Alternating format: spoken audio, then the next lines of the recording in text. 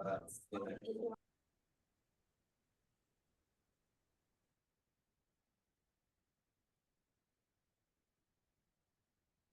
welcome everybody, and thanks for coming to the event today. We're just going to wait a few minutes, and then my colleague John will let us know when we've got most people in the room, hopefully, and then we can get started. Just bear with us for a moment.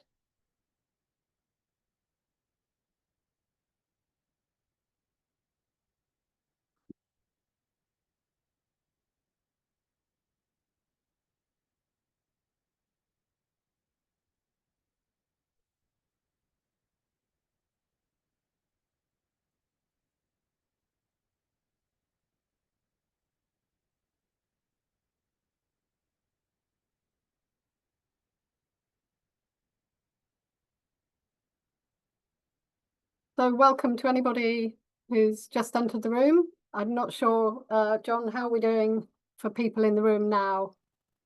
We've got 50 and almost everybody's in now. There might be a few more coming over the next 5 to 10 minutes, but everyone who can be in is in at the moment.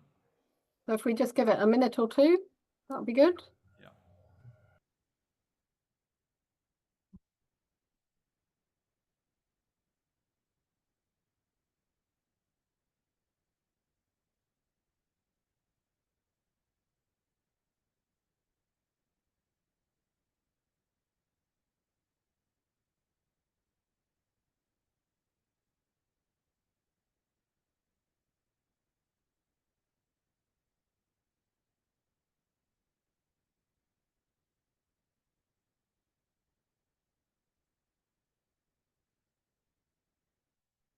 Okay, so I think we'll get started. I'm sure that there will be more people coming along. We've had a really great response to this webinar today, so we're just absolutely delighted to have so many people in the room today to talk about the glamorous subject of parking, something that I've been talking about for quite a long time at the London level, and now we're talking about it today at national level and about national policies that you can use in local plans all over the country, and why they're so important. So just before we start, just a few things. So CPRE London is the London branch of the national charity Campaign to Protect Rural England. I'm Alice Roberts, I'm the head of campaigns here. We've been working with various organisations, not least our national office colleagues and the Transport for New Homes, as well as the Transport Action Network and others who've, over the past 6 months, to develop this project. The presentation that I'm going to do today is online, and we will put so John's put the link in the chat, but you can put it in again maybe halfway through for those who haven't arrived yet, so that you don't have to take notes. It's quite long. There's quite a few slides which have a lot of words on, which I try to avoid. I try to just do pictures, but there are inevitably some words, so don't worry about notes. It's all online, and there's more information and resources online as well. And we are recording, so you can watch it, and we'll send it out to everybody as well. And the presentation will be on that link as well. So yeah, if everybody could just keep microphones and videos off to help with bandwidth, that would be great. If you have questions, you can put them in the chat, but we will ask for questions when I've finished. I'm not exactly sure how long I will take, so we hope to finish within an hour. We may be able to stay a bit longer if we take a bit longer, and we may finish a bit sooner. Right, so without further ado, let's go. Oh, my computer won't let me. Yeah, here we go. So as I said, please do read this in conjunction with our parking page, our page on the website, which the link is here, but it will also be in the chat. So parking, the key kind of overarching theme for this webinar is to talk about why parking is so important to transport and local plan policy. And the key points to be made are really around the negative feedback loop that that parking starts. So parking basically enables car trips. So most car trips can't be made without a parking space at the start and the finish. But by enabling car trips, you reduce demand for public transport, and ultimately bus service reliability and attractiveness falls as traffic rises. This leads eventually to bus cuts, cuts in bus services, which leads to more car trips, more town centre car parks, out of town housing developments where you have more car parking provisioned as well. For example, it's quite common to see 2 car parking spaces per household. Out of town shopping with more car parking and concomitant town centre decline. So that's a kind of pattern that we've seen in this country over a long time, and we're kind of at the sharp end of that now with the bus cuts really impacting pretty much everywhere. So that's the kind of overarching themes, and I just want to give you an overview of what's coming next. So really need to talk about urban sprawl and why parking's kind of so central to that, and what the alternative is. So why are we talking about this, and what are we promoting as the alternative, which we might call compact towns or cities with gentle density. So it's important to talk about housing density when you talk about compact towns and cities. Then we're going to talk specifically about why parking matters in relation to public transport, but also a whole host of other things. And then we're going to talk about the local plan policies and the transport policies that are needed, the parking policies that are needed within those. And then we're going to talk a bit about the politics of parking, and then we're going to come to you with some examples of car parks which around the country which are being used for development, and indeed some examples of policies within local plans for parking standards for new development. So part 1, urban sprawl, the current pattern of development. So for those of you who've seen my presentations before, you might have seen a slide like this. CPRE fundamentally exists to try to stop urban sprawl into the countryside, but obviously there are reasons for that aside from wanting to preserve the countryside.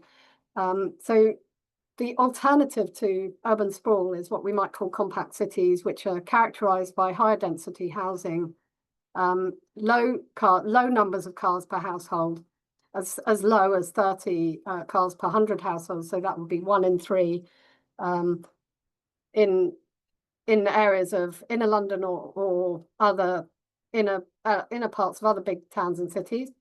They are low carbon, lower carbon, because you don't have to transport goods around and people around so much. Public transport is financially viable. People have more active and healthy lifestyles. And in terms of parking, in London, at least, we have what is called zero car parking development, which means that when we build new housing, the assumption is that it should have very little car parking in it. So the opposite of that would be urban sprawl, which is pretty much what we have now. So you build out into the countryside. It's low density. It can be as low as 30 to 40 houses per hectare. Over 100 cars per 100 households. So that's 1 per household, and usually more than that. Parking space wise, it's high carbon, car dependent, and has a tendency to lead to unhealthy lifestyles. Excuse me. So the parking standards, where a new development happens and the number of car parking spaces that are provisioned in that development can be as high as 2 per household, and that's really common around the country. But we're starting to see councils now adopt low parking standards, and we can come on to that. So we have the what we might call the ubiquitous pattern of development. So loss of productive land for low density car dependent development. That's kind of what we've been stuck with for many, many years. This is a screenshot that I took from Google, which was from which interestingly showed the new road layouts, but with the underlying imagery was from when it was still clearly useful agricultural land. That's what was built there, which obviously looks very lovely, but is very car dependent and very low density. So that you can see the area to the top, Belstead Hall. Chelmsford's not a particularly huge place. You know, you should be able to service a town of this size with public transport, walking and cycling, with local buses and so forth. And equally, you see that there are parts of the town centre where there are large areas of surface car parking which could be used for development. So more recently, we came across something called Parkulator, which is an online website where you can go and look and see how many homes could be built on car parks. And obviously, not all of these car parks are going to be appropriate for housing development, but it does give you an idea of just how much space is given to car parking in town centres in this country, and how much housing could be built on those. So that's for Chelmsford. This is another example, which is Horton Regis, which is built out now, I believe. So you can see the area in brown to the left, and the areas in pink are car parks. This was before I discovered Parkulator, when I would go around looking for surface car parks in town centres. And this is what was built on. So again, you know, very much not grey belt, very much green belt. And this is Stevenage town centre, which is my favourite example, which is all just a very, very large amount of town centre car parking. And just despite being built with the off-road protected cycle track, it's never used because subsequently so much car parking was provisioned in the town centre. And of course, Hertfordshire has faced huge amounts of bus cuts in recent years. So part of what I'm trying to say here is that it's important to look for alternatives to find space for development. Where can you find locations for development? Can you look for spaces which are currently being used for surface car parking, which are very poorly used space? So that's the example of Horton Regis up in the top left there, but that's the kind of bigger picture of car parks in that area of Hertfordshire. And Sheffield, so that gives you an idea of what's going on in Sheffield, where what they say is a London density, they call London density 100 dwellings per hectare. Paris and Barcelona are much higher. This is not my website, it's just somebody else who's done this. And those 100 dwellings per hectare, I'm going to show you an image of what that looks like. It's not particularly high density, it's certainly not high rise. So that's Sheffield and Rotherham, so that's quite a wide area. 25,000 homes in theory, 100 dwellings per hectare. Could be accommodated. Obviously, you're not going to be using all of them, but you kind of get the picture. So car parks, there was a study in 2020, 103,000, Knight Frank identified 103,000 public and private car parks, land area of 20,000 hectares. And importantly, they identified that 7,555 were owned by the public sector. And that's important when you're talking about trying to build affordable housing. If land is already publicly owned, that makes building affordable housing easier. And they estimated that it could yield 2.1 million homes. We know that car parking is often not even particularly well used. And we've spoken to CPRE branches around the country where they've put forward proposals for underused car parks to be used for development for housing, but unfortunately with limited success. So yeah, so it's definitely something that we feel needs to be considered more seriously. I know that whenever I talk about this subject, there is an immediate reaction, which is that we're not London and we do need cars. And I I say yes, of course, many people will need a car. And we're certainly not saying that all cars and parking will need to go. But we are saying that if we want decent public transport, we do have to recognise that there is a close relationship between car parking provision and the viability of public transport services. We're not saying that there's a lot of space. Sorry. Whoops. So we are saying that there is a lot of space given to car parking in town centres where housing can be built to serve people who cannot or do not wish to own a car for whatever reason, rather than creating more car-dependent housing, which will just worsen the situation. So on the issue of car ownership, I just wanted to stay on that for a moment. Most towns or cities in the UK have a big proportion of people who don't have access to a car already.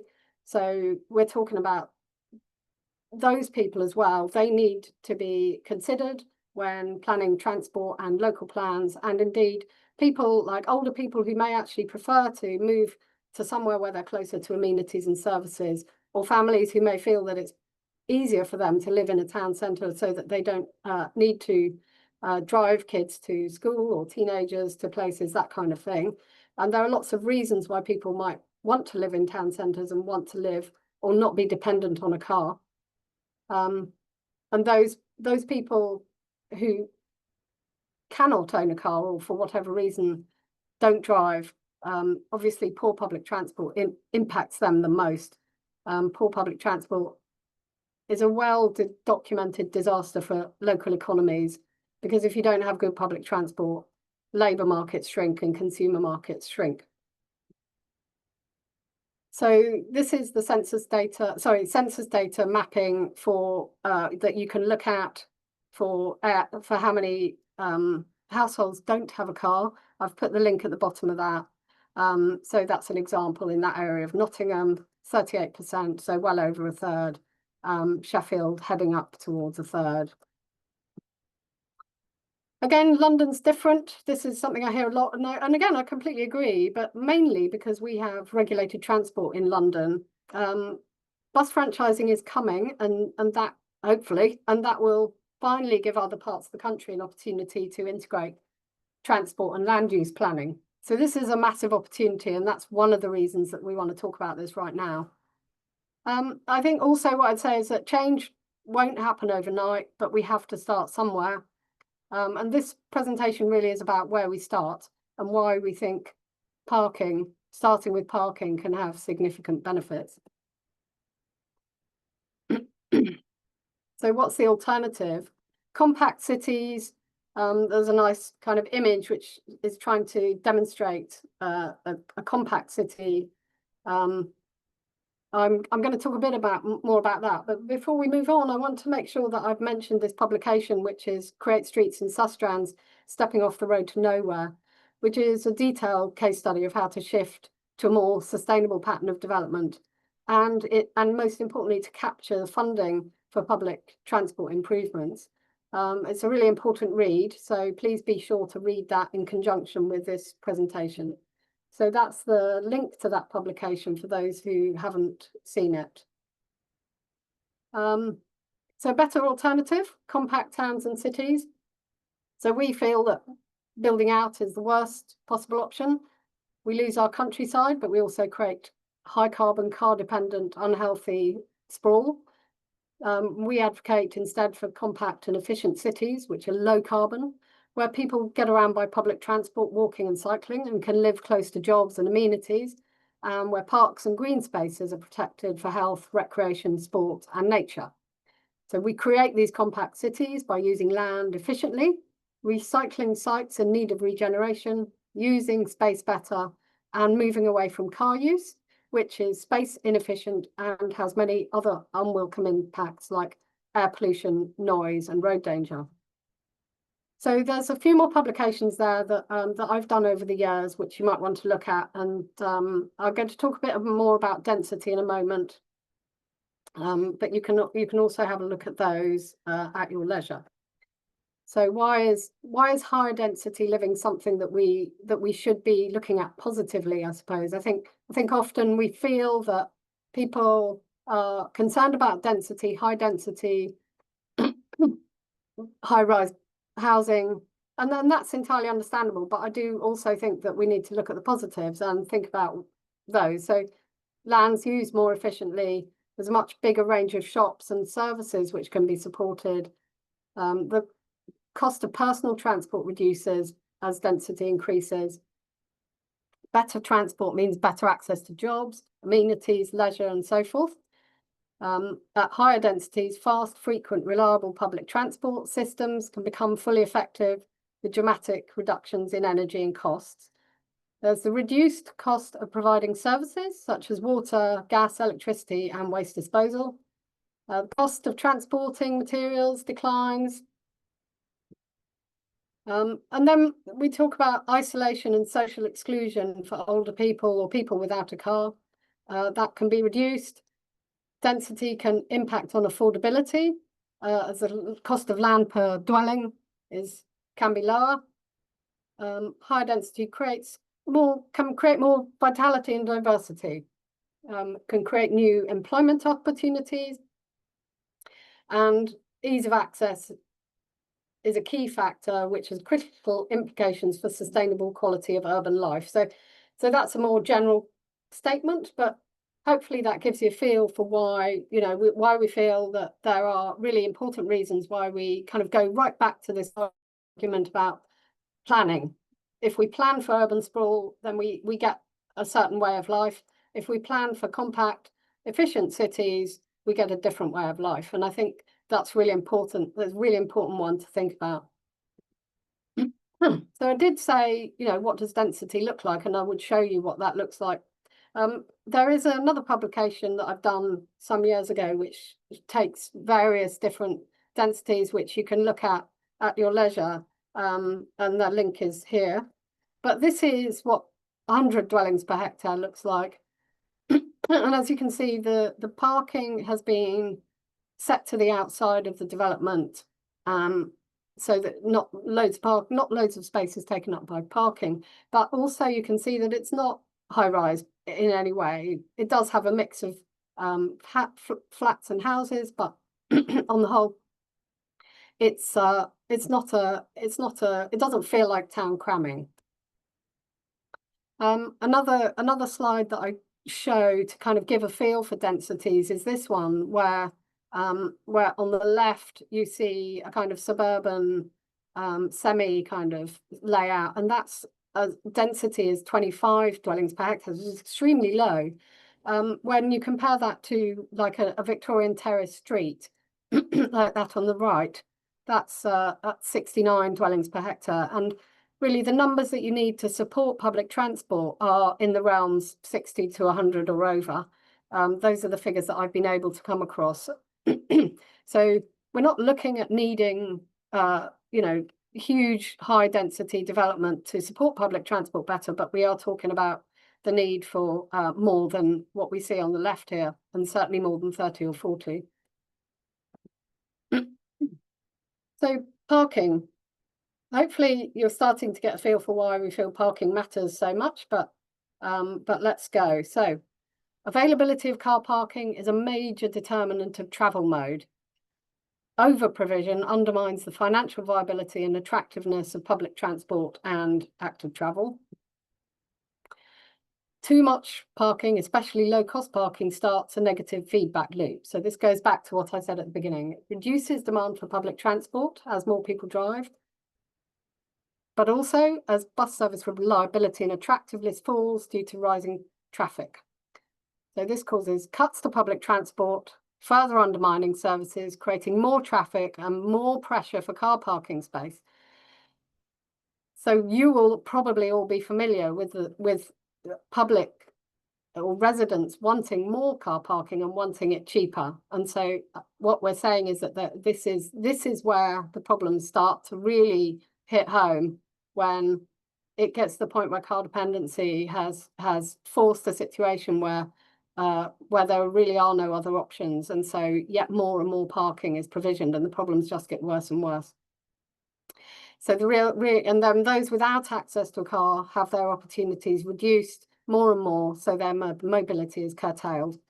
So managing car parking is essential to creating equitable places. So households with no car, as I said before, are significantly disadvantaged. And remember that it's not just households with no car. Households with one car may still have occupants who are stuck without public transport. So, for example, if one person in the household is using the car for work, then the other person may find themselves unable to get about if public transport is very poor. Remember that forced car ownership can push people into poverty as well, because running a car will mean sacrificing other things. So why does parking matter? It's not just about public transport. It's not just public transport that suffers. I have done a lot of other work on parking, and so I would also say, please do visit this page if it's of interest. And this covers some of the other issues relating to parking, aside from its impact on public transport. So parking, this is what we've talked about so far. It's key to delivering sustainable patterns of development and saving the countryside and gaining the many benefits of density. It's key to reducing traffic, by which I mean climate emissions, air pollution, noise, road danger, and the many unwelcome impacts of high levels of traffic. Parking is really important to promoting mode shift, so replacing car trips made by car with trips made by public transport, walking and cycling. So we've talked about that, public transport. It promotes making healthier travel choices. It can improve the urban realm dramatically, particularly, for example, historic settings and town centres. And we certainly believe that, where local plans and local transport plans are talking about town centre improvement or regeneration, that looking at car parking is absolutely fundamental. Car parking matters to delivering local economic recovery, although of course many shop owners will be very concerned that removing car parking, for instance, or making it more expensive will make their lives more difficult or reduce their customers. In fact, there's good evidence to suggest otherwise. Parking matters to delivering fair use of public space and resources, freeing up space for other things like parks or play spaces, street trees, sustainable urban drainage systems. That's what I've shortened to SUDS there. Things like bus lanes, cycle hangers, clearing clutter from pavements, for example. And it matters to delivering affordable housing, as I said before, where car parks are publicly owned and can be used for housing. So there again, I've just put that page on affordable housing, just to emphasize that, in an era where we really do have to build affordable housing, not just housing, that the very large number of car parks owned publicly are really, really key to that. I did want to pause on the local economy side of things, because I know that many of you will have heard, local businesses do get very concerned or are concerned, probably genuine concerns about lack of car parking or more expensive car parking. I think, what I'd say is that there is evidence. Look at the pedestrian pound that shows that actually places are much nicer when they're pedestrianised or when the traffic is removed from them. That means people stay longer and spend more. But the other really important thing about car parking is actually what shop owners, of course, are concerned about, is that people won't be able to get to the town. Not that, so it's really about making sure that people can get to the town, not that they can necessarily get there in a car. So that's so I think, we have to keep that in mind. This is just a picture of Somerset House in central London, which many of you may have visited, and which was, of course, once a car park, along with the middle of the British Museum, actually, which many of you may have been to as well. And I know that many town centres in England are historic town centres, and they are beautiful places, and that they they could be made a lot more beautiful without the traffic moving around them. And I think we've spent some time talking with people in Salisbury, for instance, about the traffic problems there. So policy and politics of parking. So obviously this was very much going to be about what policies to promote. So we're going to start with policies, but first of all, this is my slide which says we need to talk about parking, but of course even London borough councillors don't like talking about parking, particularly when it's close to election time. I think what we're saying really is that if we don't talk about parking, nothing will change. We will continue to see the same unsustainable patterns of development, and we'll be stuck in the loop forever. So there are two questions here. One of the policies that we need to change and how to square the circle of parking politics.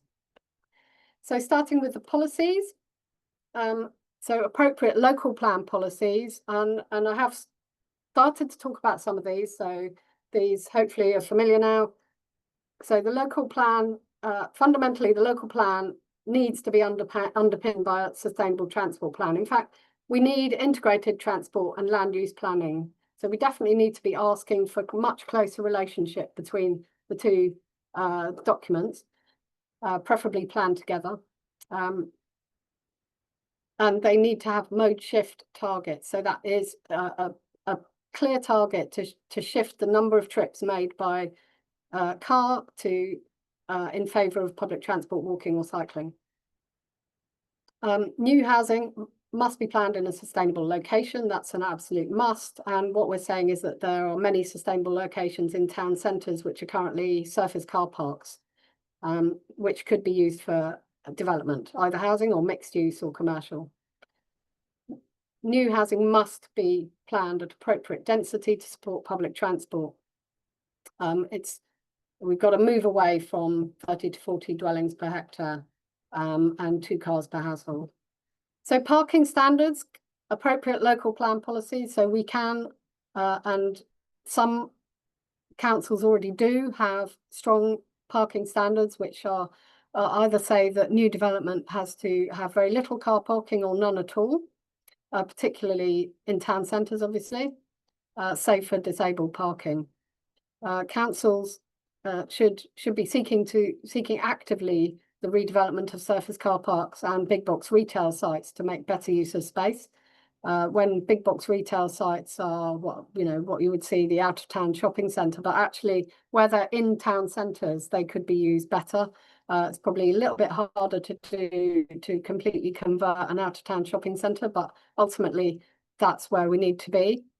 Again, fundamentally, it's about sustainable location where residents don't have to use a car for the majority of trips.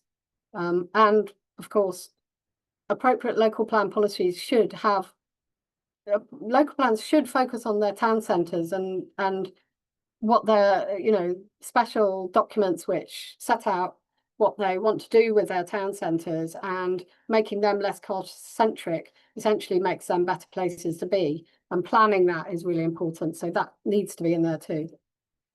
Going back to the stepping off the road to nowhere, one of the key points about local plan policies is that they give developers clarity on what will be permitted and what will be acceptable to the local authority. And those clear local plan policies are really essential to gaining the value from development. So I just took one small quote from here. The spend on roads was reduced to just £2 million, freeing up 23 million to be spent on facilities for the whole community.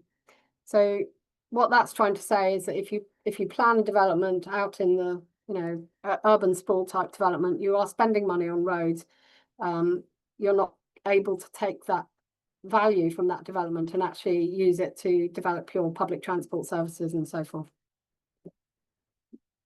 So really they need to sit alongside, local plan policies need to sit alongside appropriate local transport plan policies. And the main thing that I want to say here really is just about how transport plans don't often talk about parking, and parking is often dealt with separately in the council. So what we really need is for it to all be planned together.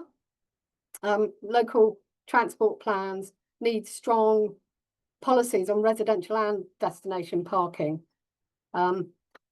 So if they want to deliver mode shift, that is, shift people from car trips to public transport, walking and cycling, then they really have to talk about parking within that. So transport planners should be working with planning, highways, parking teams to control car parking, to work out how they're controlling and charging for parking in such a way as to support public transport. And of course, walking and cycling. I just wanted to say a little bit about parking accounts in a moment as well. Of course, bus franchising is coming. We're not really completely sure how it will play out, but the really, really important bit about bus franchising is that it should enable boroughs or councils or counties or whatever groupings we're going to have to cross-subsidise routes. So where you have a profitable route or a route which you can make more profitable, that can cross-subsidise those routes which are much harder to make profitable, which are effectively your rural routes. So that is really important. So I think when we're talking about integrated local plans and local transport plans, we must bring into play the, some promoting this this aspect of bus franchising powers as well. In terms of inner city areas or big towns or even smaller towns, it's also really important to start thinking about how we're using our grey space, if you like. So that's the carriage, not just curbside, but carriageway, so pavements and the roads. And that space is often given up to car parking, but actually can support all kinds of active sustainable travel infrastructure, and can also support green infrastructure, which makes places much nicer, more flood resilient, for example. So on parking accounts, and I'm not sure how many people know about parking accounts, but councils are required to publish the finances of their parking accounts. It's published separately. If they have a surplus, then they are required to spend that only on transport. Some boroughs in London, at least, choose to spend that on bus concessions. So they subsidise bus concessionary fares for older people or for young people. But it really varies what councils spend this surplus on, and they can spend it on maintaining roads if they want. But it can be a substantial amount of money. So I just use this example of Dorset because the amount of money compares interestingly to the amount of money they got in the bus grant, which I think was 3 million or thereabouts. So, but you can see there that the surplus can be significant, and in Dorset it was 6 million. So you can start to think about how councils should be integrating this parking account, and they're thinking about funding for public transport improvements. They should be thinking about how parking is bringing in a surplus as well. Of course, I know that this is, again, another very political thing. Parking charges, very political. But ultimately, we do have a choice. The council has a choice, and that's just, so I'm just saying how the system works. So the politics, of course, I kind of feel like these are just my own musings on what I think you might want to think about if you're going about promoting sustainable transport and parking as part of that. I don't think it's as unrealistic as many people may think. Councils are already adopting these policies, and you can show your example. You can show councils these examples. I'm going to go through some soon, shortly. Allocating car parks for development and using low car parking standards for new development, and they're using car parking income for example, bus concessions or bus infrastructure. I think secondly, even if it's a difficult ask, that doesn't mean we shouldn't ask, but we do need to be clear. So we need to think about setting out some really clear policies, some really good arguments, talk about town centre affordable housing, talk about young people or older people, and then, you know, build a coalition of people around that who can support your case. Then you can start to approach, for example, decision makers and the media. I also think having, for those of you who are heavily involved in planning, having the inspector in mind is really important. If you can identify sites and surface car parks, which are particularly underused ones, which haven't been considered for development, but which are in a sustainable location, now I think, you know, you're in a good position to challenge that borough if it hasn't looked at those alternatives as it's been putting its local plan together. So you can make a positive case and submit that in the local plan consultation. You can urge your council to work with landowners and developers. We have done that with local groups around London.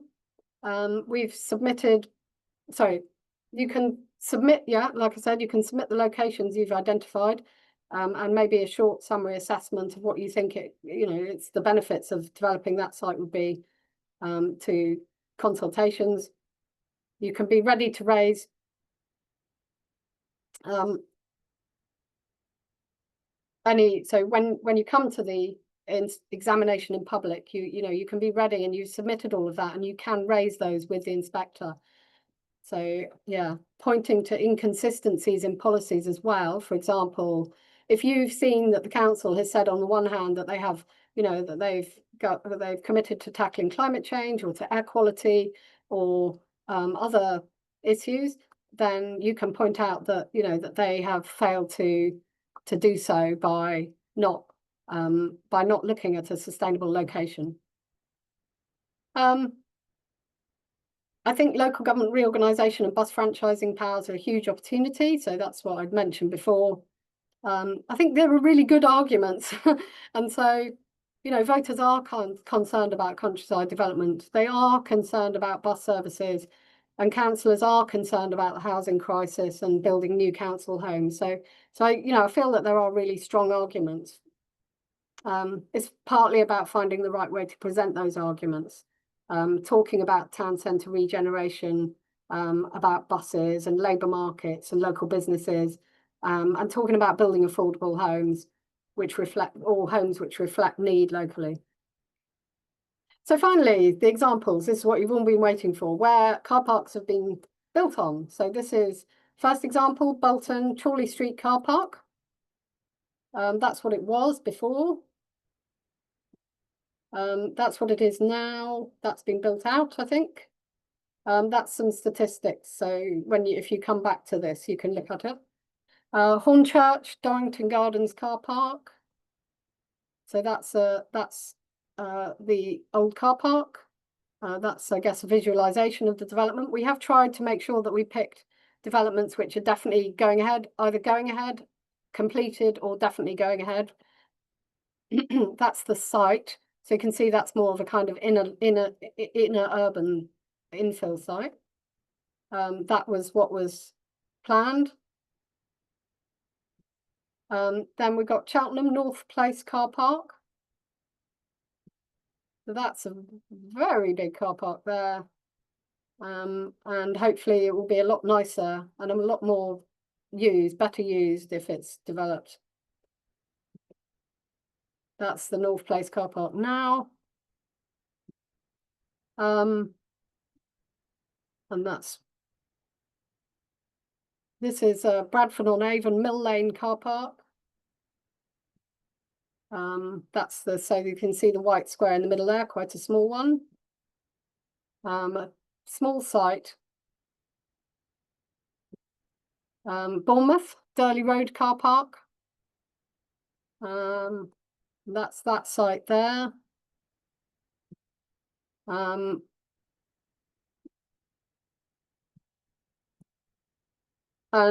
Bath, Avon Street car park.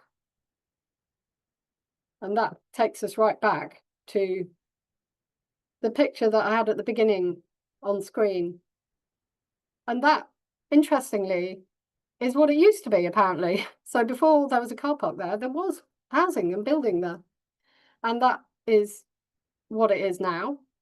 And of course, that's doing all of the things that we have talked about, which is promoting car trips over public transport, and is a town centre site, which could be prime development. And that's the approved plans. So the other thing I wanted to talk about was examples of low car parking standards. So this was where I was saying that some councils are now adopting standards for development, where they say that you can only, that there should only be either very few car parking spaces or no car parking spaces at all. So I'm just going to talk through those briefly. So Oxford City Council has a policy which restricts the amount of car parking in developments. Brighton and Hove also has one that we found.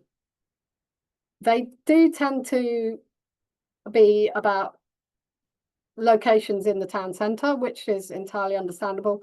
They won't be for all of the town usually, but when it comes to London, the London car parking policy, which is zero car development as a starting point, actually applies to the whole of London, and that includes outer London, much of which would look to you probably like much like many towns in England. So actually a lot of zero car development is happening in outer London as well. That means that people will not be able to get a car parking space, and is assuming that car parking is controlled in neighbouring streets. They won't be able to apply for a car parking for a resident car parking permit. What we do say is that we promote car share schemes. So in London, before COVID, it used to be quite easy to pick up a car share car. You could just get an app on your phone and go and pick up a car if you needed one and use that. It's been much more difficult since COVID because a lot of them went bust. But in other parts of Europe, car share schemes are growing very fast. And certainly that's something that we feel is an appropriate way to enable transition from car ownership to car, so that people have a car to use when they can. So yeah, that's it. Like I said, remember to read Stepping Off the Road to Nowhere, and all of the other resources in here. So I'm gonna stop sharing now, and I saw there's loads in the chat, but I haven't had a chance to look at it. So I think that we'll just do hands up today. So if we've got 15 minutes. So let's start with Chris. One hand up. Thanks, Alice. So that was a brilliant summary of what was required. I think we should make more of the idea of car-free developments, which you put in at the end, but you were rather talking about restricting car parking rather than banning it all through. That can be done on a very large scale. I mean, in some countries in Europe, and Germany is a good example, and there's a suburb of Freiburg, for example, where you're just not allowed to park cars within that area at all. I think you're allowed to bring a car in to load and unload, and of course there's public transport, which in that case is a tram, which is kind of a way to get people out of their cars.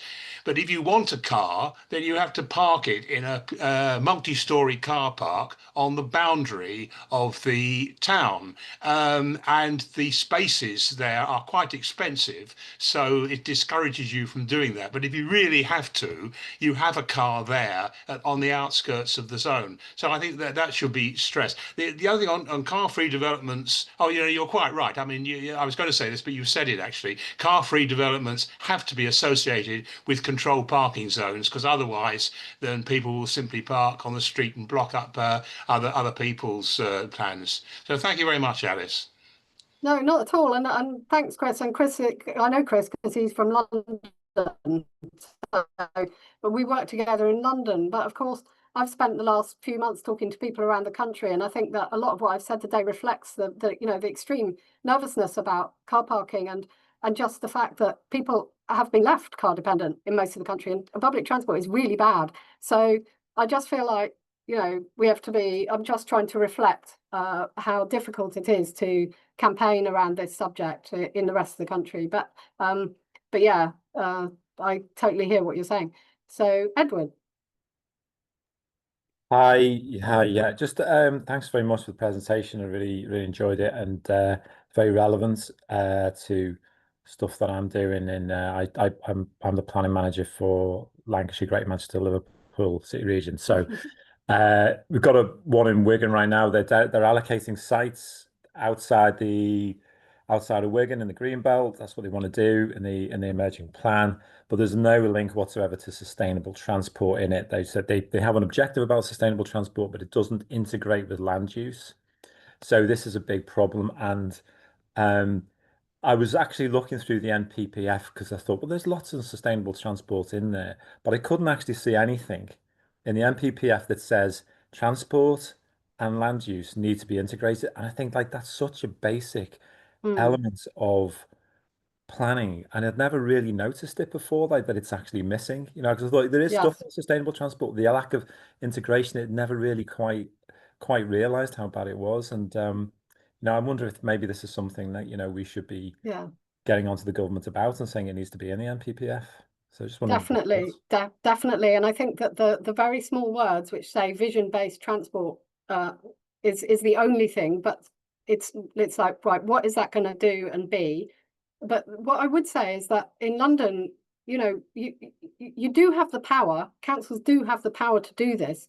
It's not that you can't do it. The problem slightly lies in the way that the parking standards wording is interpreted. But actually what happened in London was that they made the case, they produced evidence, and they put it in front of the inspector and said, you know, we need zero car development here, this is why, there's the evidence.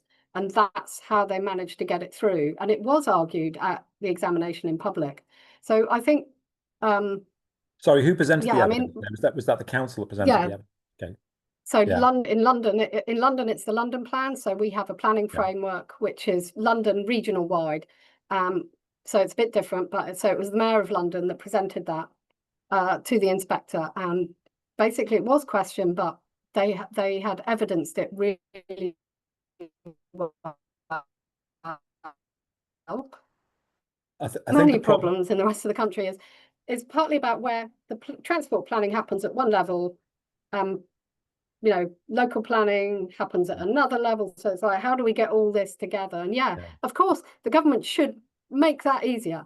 But I think it's not just about making it easier. It's like, because the government effectively requires local plans to do certain things, and that's what councils do. They do what they look they think they're told to do by the NPPF. But they're yeah, not. But because they're not actually required to integrate sustainable transport with land use, we get yeah, this mismatch. And I don't think, like in the case of London, it sounds like the mayoral authority have actually decided this is something they want to do. The problem with a lot of local authorities is they either don't want to do it or don't feel they've got the support to do it. And I think they need a foot in the back, really, to make them do it, you know. yeah, many issues. So we go to Matthew and then Roger. Yeah, I think with the residential parking policies, one of the key things is what the balance is between private residential spaces and shared residential spaces. We've had a disastrous new planning and accessibility sustainable supplementary planning document adopted in County Durham a couple of years ago, which has, with hardly any evidence base, got things like 2 parking spaces per 2-bedroomed house, and which is and all of them are meant to be in curtilage. There's a visitor spaces allocation as well of one space per 4 houses. But there's a vast amount of in-curtilage spaces, which means it's very difficult to do that efficiently. We presented evidence that even, from the census data, you can do very detailed analysis of what the actual current car ownership levels are.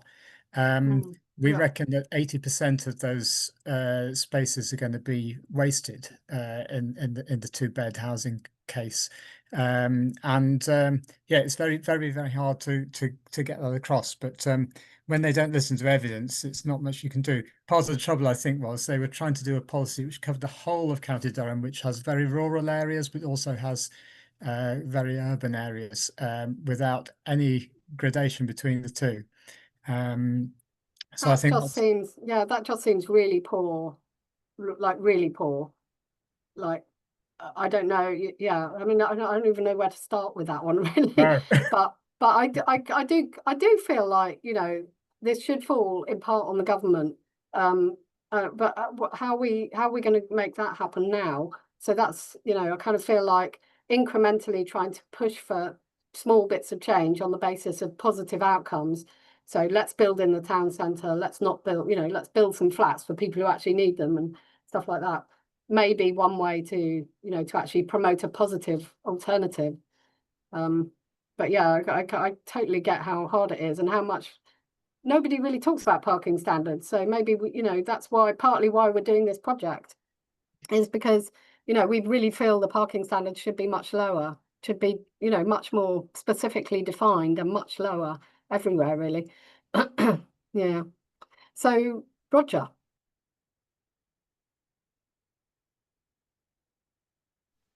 Sorry, just getting things set up. Well, thank you. Sorry to join late. I really look forward to looking at the slides and catch up on what I've missed. But I just wanted to pick up on some of what I think it was Ed was just saying about come on central government, just tell the local authorities to do this. And I think you were right to say, well, actually, it isn't as simple as that. It really is about the sort of the sheer complexity of different responsibilities, different tiers of government having different responsibilities. And there are even people in local government who know they should be doing this, but can't because they are in an authority that is a local transport authority, but not a local planning authority, or a local highway authority, but not a local planning authority. These different legal responsibilities, local transport, local highways, and local planning, very few authorities have all three of those powers, and it makes it very difficult to organise. Now, the government is, to its credit, actually beginning to sort this out with kind of making sure that combined authorities who are already local transport authorities and write a local transport plan will also have a responsibility to do strategic planning. They won't make individual site decisions about planning permission. That will still be with the local planning authority, but writing a strategic plan and a local transport plan will sit with the same authority for the first time in goodness, probably ever, at least in the city regions. That, I think, is a real opportunity to start to move forward on some of the things that you've been talking about, not just on parking standards, but on integration of transport and planning policy more generally. And I really hope that with the government due to publish, belatedly publish some local transport plan guidance later this year that will set out not only what local authorities should be saying in their local transport plans, but also how they should be reducing, quantifiable carbon reduction targets. This is a big opportunity, particularly for people in the larger cities outside London. It won't work as simply in more rural areas, but I do think that there is a big opportunity to move forward on this stuff, particularly in the larger cities. So look out for local transport plan guidance, and we low traffic future will be encouraging local campaigners to seize that opportunity. As I say, it'll work better in the larger cities than rural areas, but there will be some opportunities even in more rural areas too. Yeah, and I kind of feel like in London we do have the mayor, but we also have 33 boroughs, so we're not entirely unitary, and we do have a situation where you have a ton of different it's just so many different authorities to deal with. And even within our boroughs, we know that, for example, the parking department, you talk to the transport people and they say, oh, the parking people are over there. And you're like, okay, but, did you know that parking is really important? So I feel like what I'm trying to do is to give local campaigners a kind of set of things that they can talk to their councillors or to their, whoever about. That might be about developing a car park, or it might be about just talking about, town centre living, anything really that might make an impact. But also, yeah, some ideas about the kind of bigger picture. So what should we be campaigning for in terms of the bigger picture if you're a local group? Definitely integrated planning. Definitely you can do that. You can do that now, even though it's difficult, it can be done. So definitely, you know, feel like there's positive things to promote. So if we don't have any further comments, I know there's a huge amount in the chat, which I'll be looking at after, but unless we don't have anybody else to speak now, we've reached 1:30. So sorry, I know I spoke for most of that, but it's not a particularly simple subject, and I kind of wanted to really make sure that I kind of talk about the overview of why, you know, how parking fits in with everything else and why it's so important. So I really hope that I've managed to get that across, at least in part, but also give you some kind of really specific stuff to think about your local area and how you might be able to take action locally, or may you be able to use this locally for whatever you're campaigning for. So yeah, I think that's probably everything. If anybody needs anything or would like to follow up, then I'm very happy to talk at any time. Just get in touch. So yeah, thank you very much, and we'll see you next time. Okay.